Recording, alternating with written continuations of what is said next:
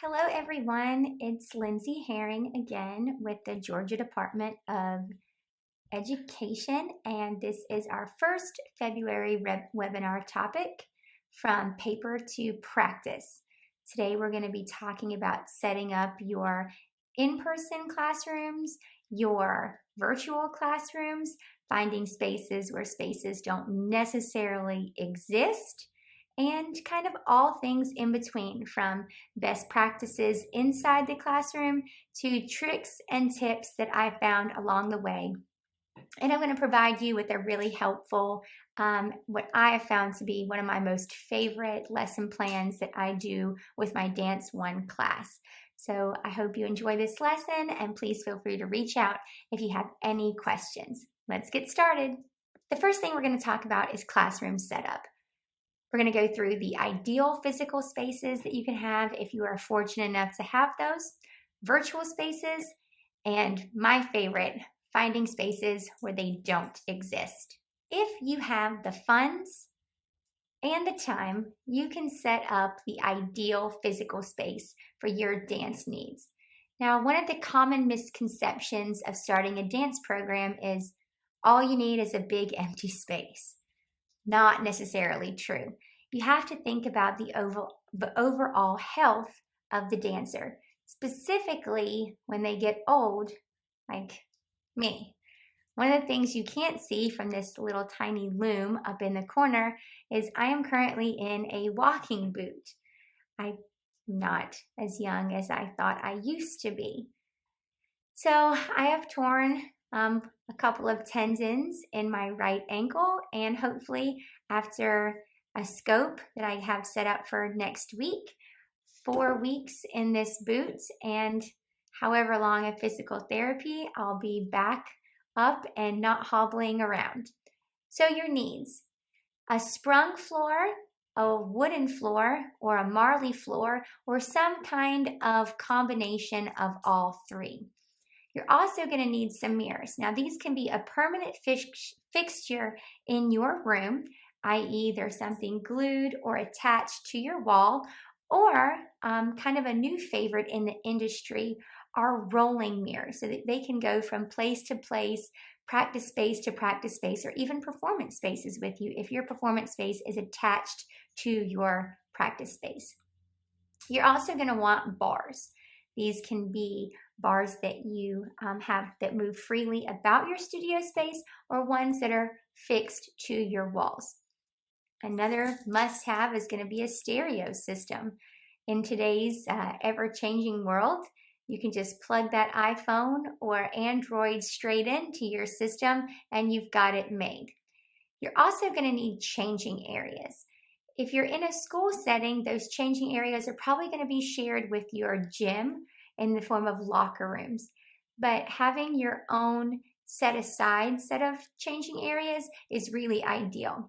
One thing that we use down in my hall are portable changing areas. They kind of pop out like little tents, like little teepee tents, and this really helps the gentlemen in our class so they aren't going down to change in the locker rooms that are shared by like football team, that sort of thing, to make those gentlemen feel a lot more comfortable in their own skin.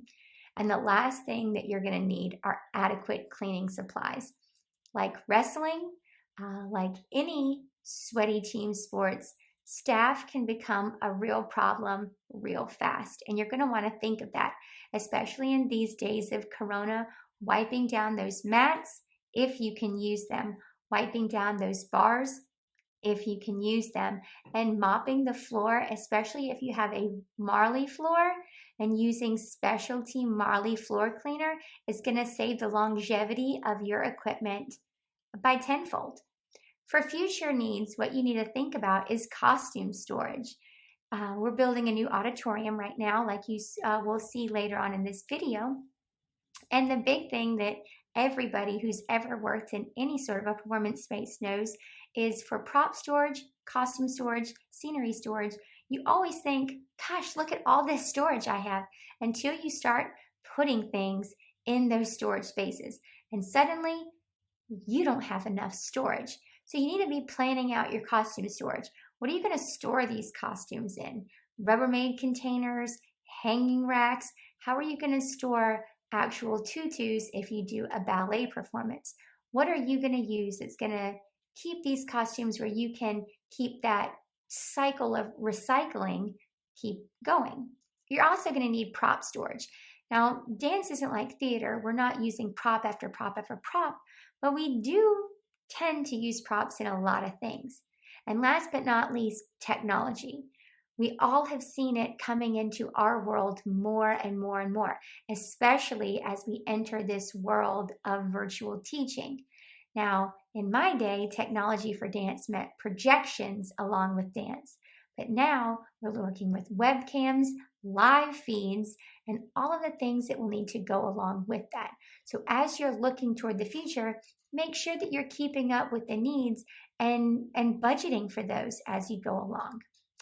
This is my first year creating an actual virtual space for my virtual classroom. And I gotta say, I'm very blessed to have a teacher right down the hall who is my best friend and who has that same competitive spirit that I do. When we, over the summer, got really caught up in our virtual classrooms, Google Sites, and Google Apps. It was really nice because by the time school started, we were Google experts. The first thing that you're going to see in the upper left side is my actual Google Classroom. We utilized Zoom for the first part, and now we're into Google Meet.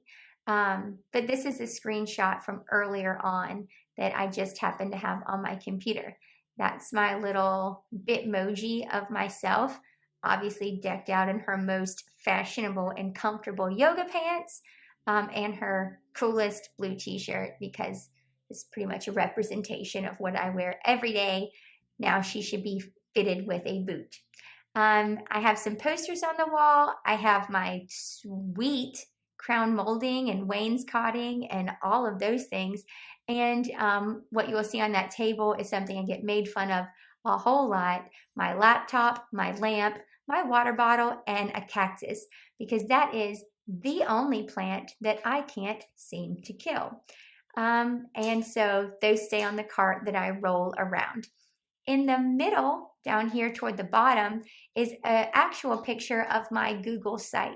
I have Google Sites for all of my classes, and they take you to different little tabs, which you see at the top. I have a home page, which kind of gives my parents an overview of what's going on in my class. I have a page for an about the teacher, which has some pictures of me, a lot of which you saw last week. I have a check-in page, which is a daily and weekly kind of check-in with my students, like a thermometer to see how they're feeling, and an actual thermometer if they're feeling bad. You know, how bad are you feeling? Are you stressed? If they are actually sick, it kind of keeps me abreast of, do they need some actual time off? If they're injured, how injured are they? Do you need some rest time in the studio? I copy my lesson plans and I put those in that weekly assignments tab, and they one click and it takes them directly back into that Google Classroom to their assignments. There's a calendar that links them to my fine arts calendar.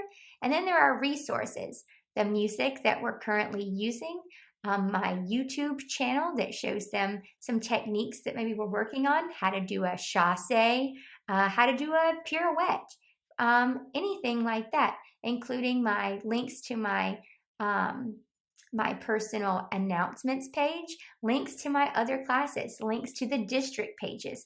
All of those are found in my resources. And last but not least, a contact page. That contact page links parents to my email, contacts the parents and the students to Infinite Campus, which is how we send out grades and such like that. And it really kind of streamlines everything. And it also links parents directly back to the Google Classroom so that they can also see, because I've given my parents full access to our Google Classroom, it also allows parents to see how many assignments their students haven't done, or if they're on top of things. For the most part, all the assignments they have done. And the last thing is something that the econ teacher, who's my best friend, and I kind of went above and beyond, because at this point we were thoroughly bought into technology, was my dance class app. And this is just a app version of the Google site. And it was just to see who could get their app done first and look the coolest. So this is in the upper right-hand portion of the screen. It does everything that my Google site does. It just shows up on their phone. And as I have to tell them to get off their phones anyways, I kind of thought this would just be a little icing on the cake, so to speak. So again, these little widgets and buttons link back to my Google Classroom. They link to my Google site, to our YouTube channel, announcements, calendar, any assignments that are due. The one that's covered is the music that we are currently using in class, contact, and then about me, because, well, why not? And so these are what my virtual spaces look like now. They haven't changed really over the course of this semester because I really, really, really, really like the way they looked. And I really wish my home had that tile and that wainscoting because it looks legit. Now that we've talked about virtual spaces and physical spaces, I'm going to walk you around so that you can see all the flexible spaces that I've had to use. Now, these aren't ideal spaces that you want to be using for dance studios, but these are just kind of spaces so that you can see how you can just make your own space if you have willing participants and you're kind of just using a discerning eye to use for a place to dance. The end of this video, you're going to see my pot of gold at the end of the rainbow. So with the help of my AVT class, let's go.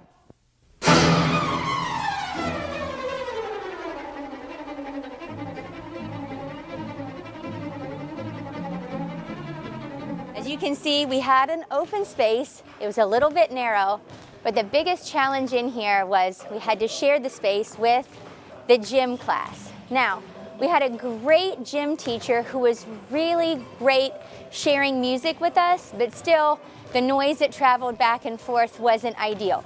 Partnering with fellow teachers and collaborating with them is going to help your program grow, but still you're always going to want your own space, just like we always do. So next, we took off and I was moved to a new space.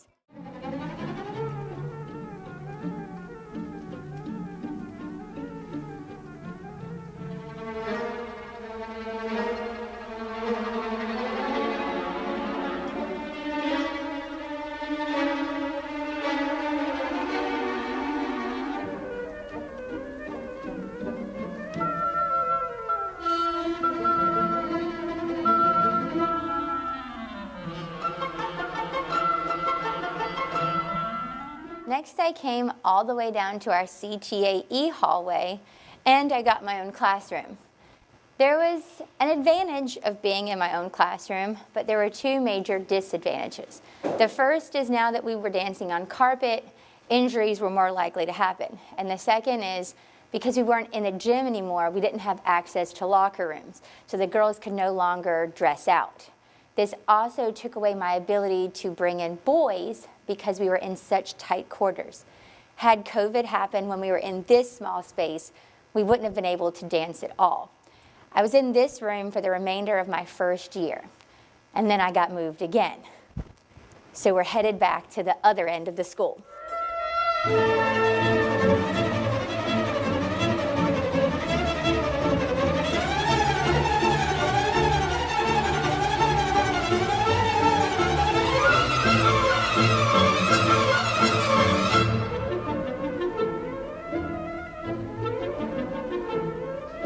Here we are at the crossroads of our school. I taught right here for about 3 days before this became completely unusable. People tracked through almost every minute, and so no one ever felt comfortable learning. You were seen through the library, you were seen through almost every classroom, and we were still unable to dress out because of how far it was from almost every restroom and locker room. So at the start of my second year, this space was completely unusable after 3 days. And so our journey continues.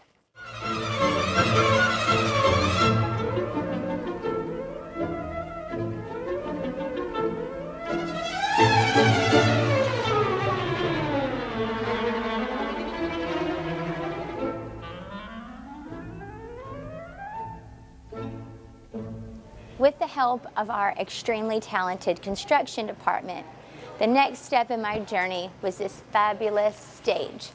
It was kind of a holding stage for what was to become. By this point, our dance department had grown exponentially, and unfortunately, we weren't able to really fit on the stage. What you see behind me is our high school drama department. I had to split the drama classes so that I could start a dance department at the middle school, so I no longer teach one of these sections. They're able to use this stage, but unfortunately my dance department was able to use it for about a week and a half.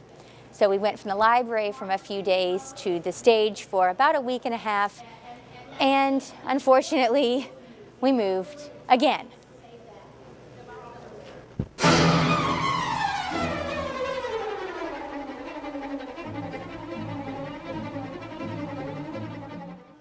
Here we are in the foyer of the high school.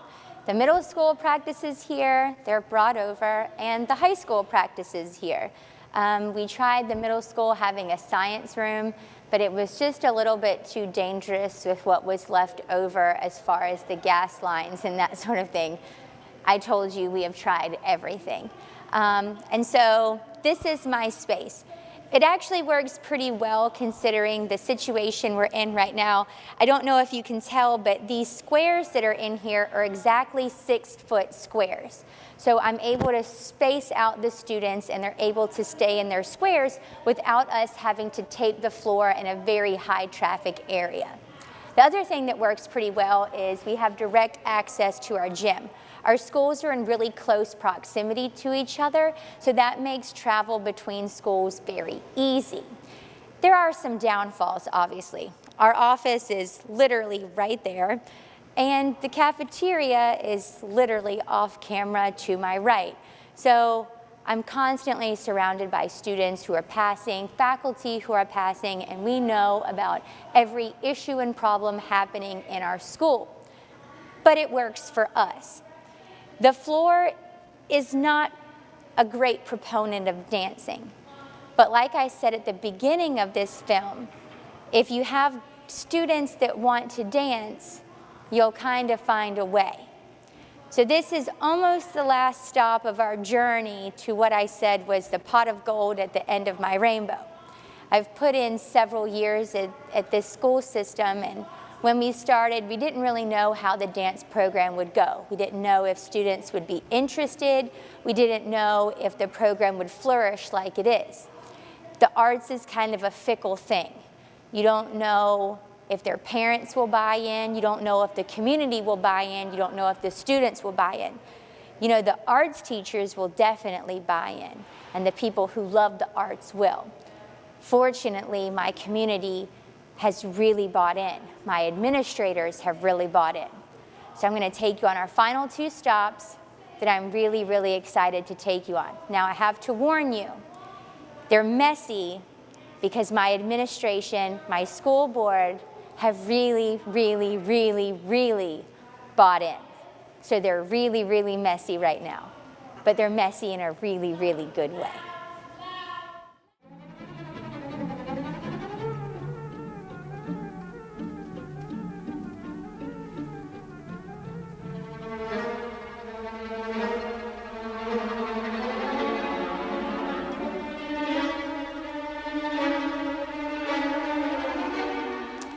This is my classroom. It's actually my classroom. The carpet has been painstakingly pulled up. The glue has been removed. My school has gotten a grant to purchase Marley flooring for in here and for the entire stage of our brand new Performing Arts Center, which we're going to go outside and see the construction on, that our entire community has voted for an E-SPLOS to pay for. In here, we've also gotten some floating floor to put on so that we will have a space to warm up. In addition, this room will serve as a sound stage for the wonderful AVT class that has graciously helped me walk around this entire school to film this video. What you have seen is the culmination of years of work and buy-in for a fine arts program. These students and teachers have watched me walk around with cart upon cart of sound equipment and computers. They've watched me wheel a mirror around, and they've seen a mobile dance studio that's not high-tech, that's used just an empty space. It's not ideal, and I know it's not the best of the best. But we had interested students. In my opinion, they had a teacher that loved dance and loved them and loved the idea of a program. And most of all, we had what I keep reiterating, buy-in from administrators, other teachers, students, and community. And as long as you have those things, the space will come. So, to conclude this section of this little PowerPoint, believe in your program and the space will follow. It may not be what you want now, but keep plugging away and you'll have it. So we're gonna go outside. You're not gonna get the best view of my Performing Arts Center, and believe me, there are great things that I wish it had. We're missing out on some things, but what it is it's amazing, and I can't wait to be in there. It'll be finished in mid-May, and I hope that my final video of this PLC will get to show you inside of that, and I can't wait.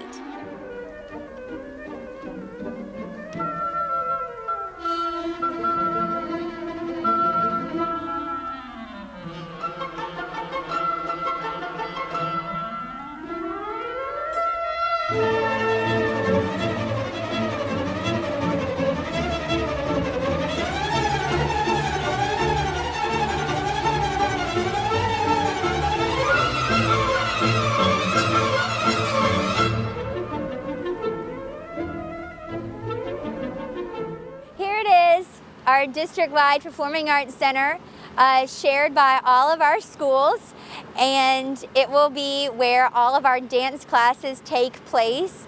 It has room for everything that I could ever want and imagine, and I can honestly tell you that I don't know that I've ever been more excited than anything in my life. And I wish I could show you the performance space, but as you can see, everybody is working really hard, and construction and noise have literally never sounded so good. So there's my pot of gold at the end of the rain and wind and my rainbow. Next, I would love to run you through my favorite dance lesson that I do with my Dance 1 students. I've affectionately titled this dance lesson, "The Light Goes to the Dance Floor." And here we go. These are what sample dance lessons look like when I prepare them. You'll see my lesson, the lesson title, my subtitle, which is combining contemporary ballet and hip hop together, the audience, which is my dance period E block, and the level. Sometimes I fill this out, sometimes I don't. It just depends on how mixed that class is. This dance class is coded Dance 1. I have some that at this point are kind of moving up in the world, and some that are kind of staying right at that level. So I have chosen not to do that because at this point, especially this year, these dance notes are going straight into that class app that I showed you earlier, and I don't want those more advanced students to see that their level is still a Dance 1 level. I want them to be inspired to continue working up to their full potential, and I don't want the ones that know that they are still at that dance level to feel defeated that they are actually still at a Dance 1 level. Next, I highlight the genre. Next is the duration. It is a 50-minute class block. This block, I don't rush this. We may take time, and this may be a 2-minute lesson, or 2-day lesson, which is exactly what happened this year with this, because it was a more green group. But it is a 50-minute block, and I have to take that into consideration. We also have to take time to dress out, which is 5 minutes I lose at the end, 5 minutes I lose at the end. So I'm down to a 40-minute block. I also highlight the genre that we're looking at that day. Typically don't teach much tap within my high school and middle school classes, but I do lesson plans for my studio classes. They're not as heavily detailed as this, but they still are. So that's why I leave that tap section in there. We do lightly cover tap within the subset of my middle school and high school classes. So it's not out of the realm of possibility that this will happen, but it's rare. Next, I give a comprehensive description of really what we are going to be talking about and what we are going to be learning. In this description, you're going to kind of get an overview of dance, contemporary ballet versus hip hop. And we're going to go into some detail on that in a little bit. I usually give this paragraph straight to the students in their Google Classroom. This is going to be a copy and pasted subset of that assignment they're going to get. And this description will usually last us all week, along with this target language. These new terms and moves that they are going to be learning are going to last us a whole week so that they can really master these. The harder the terms, the longer that we're going to be with them, keeping in mind that these are moves that they're going to be building and building and building upon. Next, the word that you can't see for this next block is process. And this is the process that's going to take us through the entire lesson. The first part of a process is warming up. This is the exact set of warm-up routines that we are going to do in what we call our UDA warm-up. We are a member of the Universal Dance Association, and so they send us warm-ups, and that's what we choose to use. There are lots of different warm-up routines that you can do.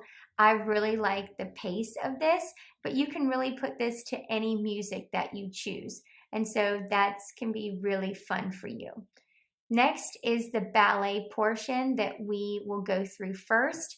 When I taught this the other day, because I had the Dance 1 group, I taught this in reverse. I taught the hip hop portion first because I knew that group would be much more comfortable with the hip hop portion.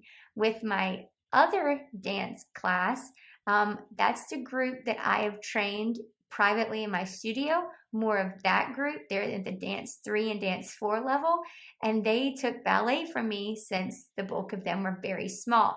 While they are more versed in hip hop and they compete competitively in hip hop, they know the ballet terminology like that. And I wanted to do the reverse with them. So in this lesson, you could really pick whichever you wanted to do in whichever order. It just kind of depends on your group. So you can see exactly the counts and how this goes. And then finally, we do a cool down. Now, when you see the next set, this is my timings. 5 minutes to dress out. We take about 4 minutes to quickly go over today's lesson while they're kind of getting settled. We talk through things. We're going to do that warm up next. And then we're going to do the contemporary ballet lesson. And the song that we use is Where the Light Goes, starting at time mark 1:18. And then from 9:55 to 10:03, we're going to use the hip hop lessons using the song Murder That Dance Floor at the 11-second mark. And then we're going to review both dances quickly for about 2 minutes.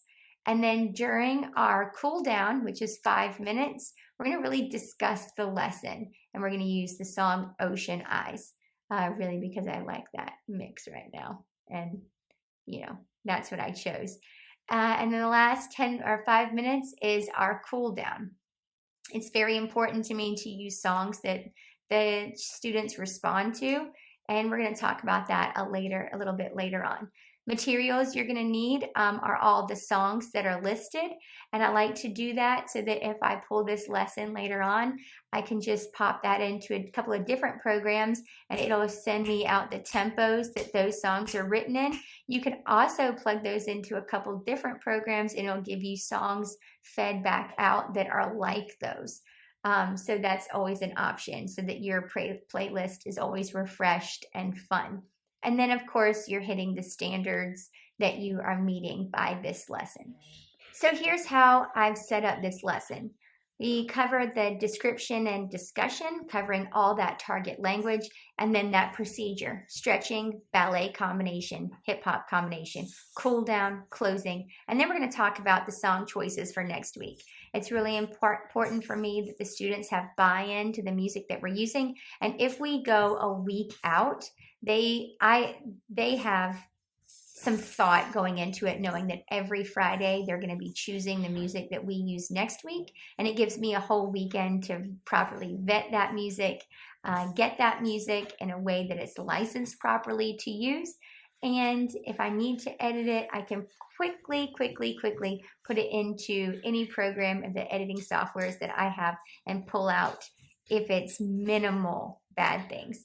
This is a little look at the back of my portable mirror that's at our high school, and you can see all the class codes that I have. You can see that we are using 1 square to dance. Our floor is poured in 6-foot sections, so we're staying that far apart. And then you can see some class norms that I have along with all my adorable little pictures to make my mirror, the back of my mirror, very festive. Now, when setting up this lesson, it's really important that you introduce the similarities of ballet and hip hop so that they can understand these things. While at first it doesn't seem like you're going to have many at all to explain, there are quite a few. Similarities first, really every emotion and motion of these movements are motivated by the emotion that you need to be feeling. Obviously, body language is key, especially because you're not using words to tell a story. So they have to feel that and they have to emote. Ballet, we both know, is precise body movement. As in hip hop, the precision that you have to have, especially in a group setting, is going to mirror that precisely. And finally, in both cases, these movements are meant to impress and entertain audiences. Now, as far as differences go, the possibilities are endless. Ballet is really focused on absolute conformity versus hip hop's revelation of improvisation and redefinition. Now, the school of thought in ballet is really technique driven, and for most of us, going to school for years and years and years, where hip hop is based in the streets with informal teaching. And finally, there are time constraints and body types and lots of perceived notations that often come into play with ballet, where in hip hop it seems like really anybody can do it as long as you have that, je ne sais quoi, as it is. Just like we just learned, you're going to your right, you're going to step on your left, you're going to kick out 1, cross right over left, kick 2, and step on it. You're going to kick out 3, and you're going to go down and clap on 4. You're going to scoop down into a deep second and up here, and punch, thrust, and down. And those are counts 7 and 8. Let's pick it up a little bit with counts. Ready? Here we go. 5, 6, stay in your square. Go 1, 2, 3, hit 4, down 5, up 6, and 7, 8. Good, let's pick up the tempo one more time. Here we go. 5, 6, 7, 8. Go 1, 2, 3, hit 4, up 5, 6, 7, 8. Good. Let's go one last time just for everyone's sake. Here we go. 5, 6, 7, 8. 1, 2, 3, 4, 5, 6, 7, 8. Here we go. So you're going a chaîné to the right. You go 1, 2, 3, close 4. You're gonna plie in second. 5 up, 6. So you're facing down our A hall. You're gonna releve 7 and down 8. So a very simple ballet combination to mimic what you've just done in the hip hop. Let's pick up the tempo just a bit. So you're gonna tendu into that chaîné. Ready? 5, 6, 7, chaîné. Go 1, 2, 3, close 4, down 5, 6, up and down. A little faster up to our tempo. Ready? 5, 6, 7, 8. Go 1, 2, 3, and 4, 5, 6, 7, 8.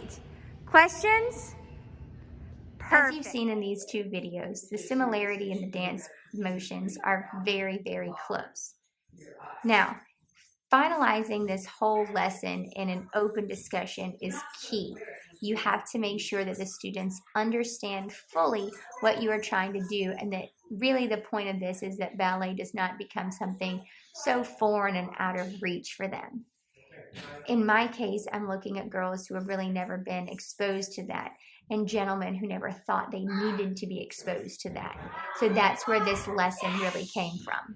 Okay, so now that our lesson is over and we've learned both combinations that we've been working on for a couple days, I want to just ask us some little follow-up questions, okay? So I want you all to raise your hands when you feel like you know the answer. These are just opinion questions, okay? So we're all going to try to answer these questions, and I'm just going to call on one person from the group, okay? All right, so the first question is, what did you like about this lesson, this hip hop and ballet kind of in the same combination? Sanaya? I like hip hop dancing, but I don't know much about it. Very good. So you kind of learned that it may be more approachable because you knew more about hip hop, but you didn't know much about ballet. Great. Okay. Question number 2. What do you think about ballet now that you've seen it in hip hop? What do you think about it?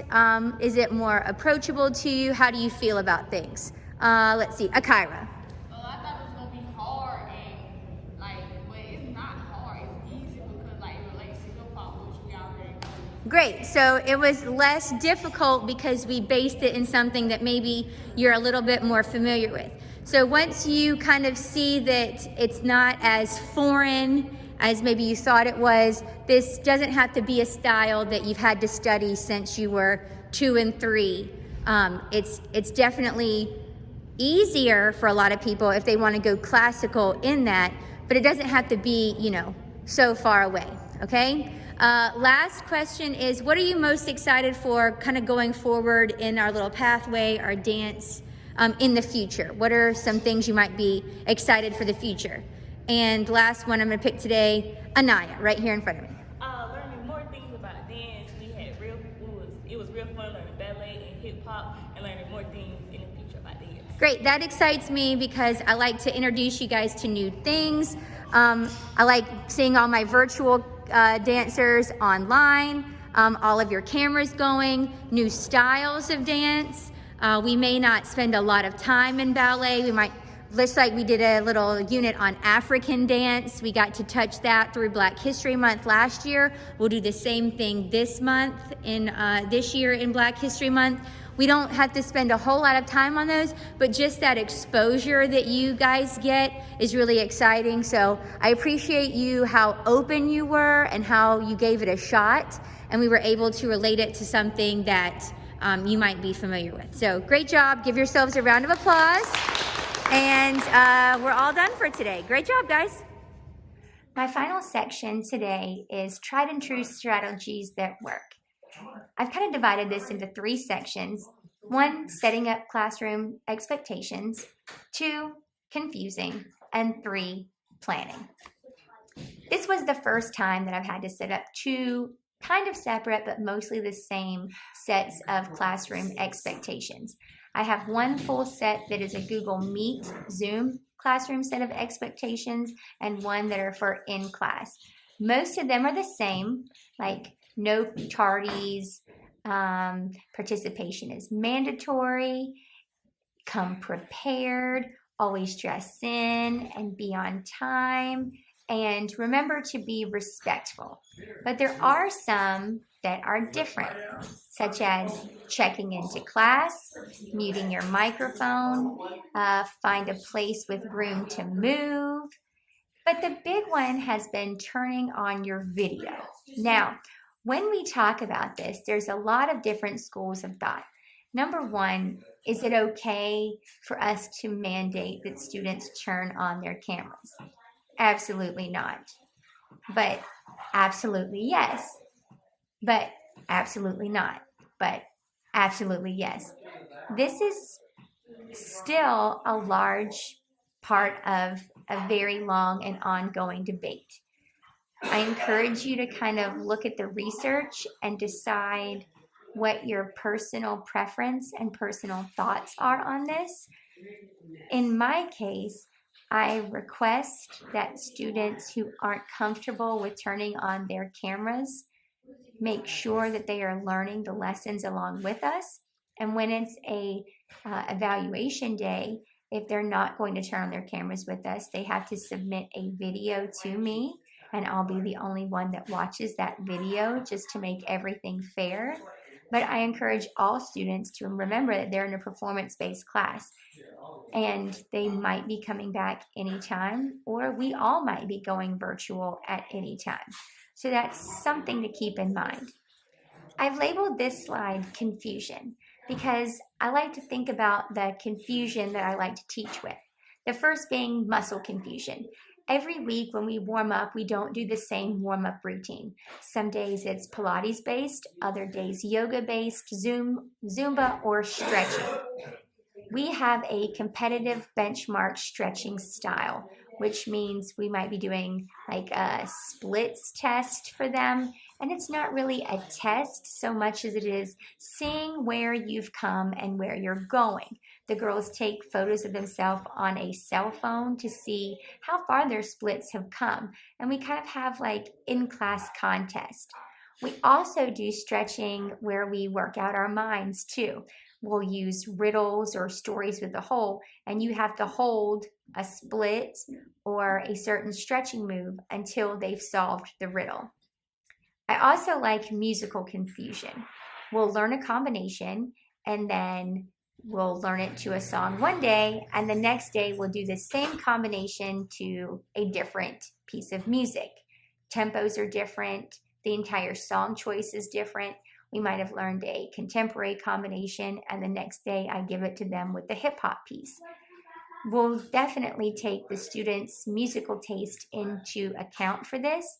And by changing the music for this combination, it helps them kind of see how contemporary influences really need to influence their emotion, and how the same 8 count can be presented in so many different ways.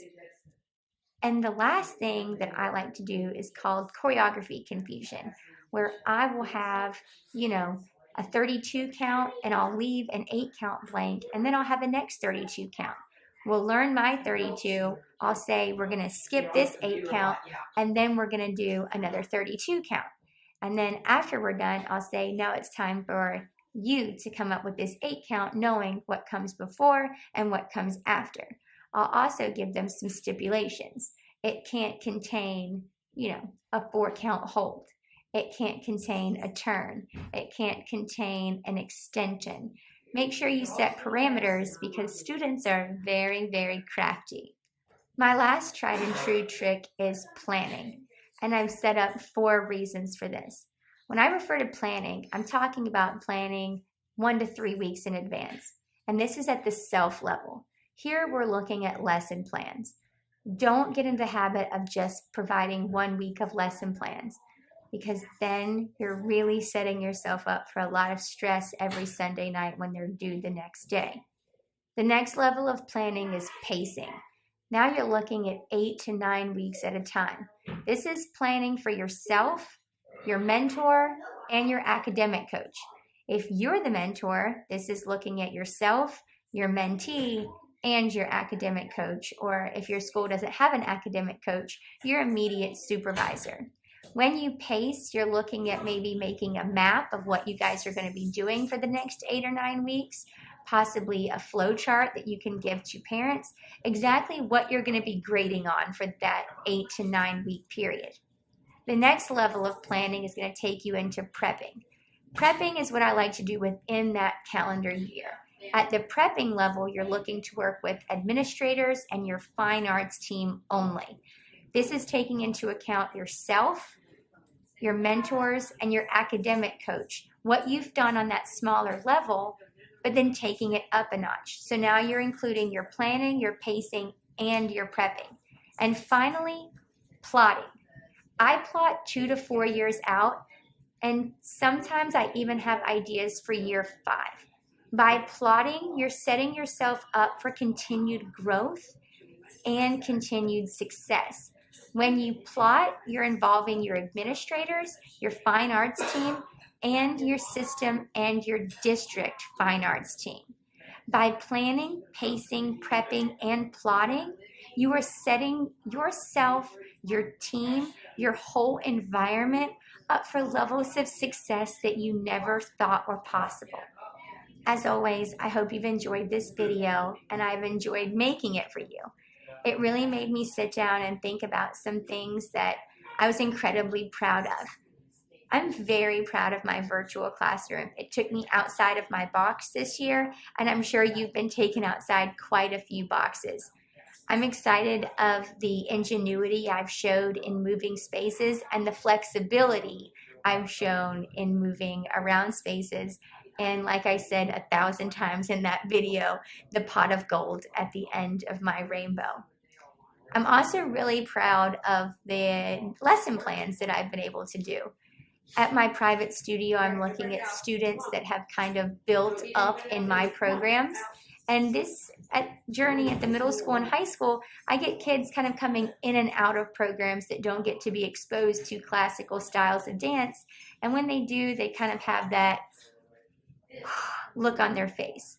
By combining techniques and programs that they wouldn't otherwise be exposed to, and doing it in a way where they kind of get excited and comfortable with that, that makes me as an educator feel happy and feel like I'm doing something right. And finally, sharing with you my planning and prepping and plotting strategies for continued growth and success, something that has really allowed me to grow within my system and watched my fine arts department grow within our system and within our community. That makes me incredibly proud. I often get asked time and time again, how do you do it? How do you balance a family, a private studio, competitive teams, the departments you do, and teaching? And this is the only way. This is the way that I have found tried and true.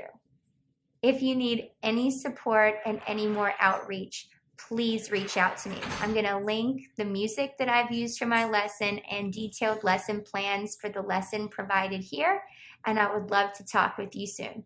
For the Georgia Department of Education, my name is Lindsay Herring, and it was great teaching you today.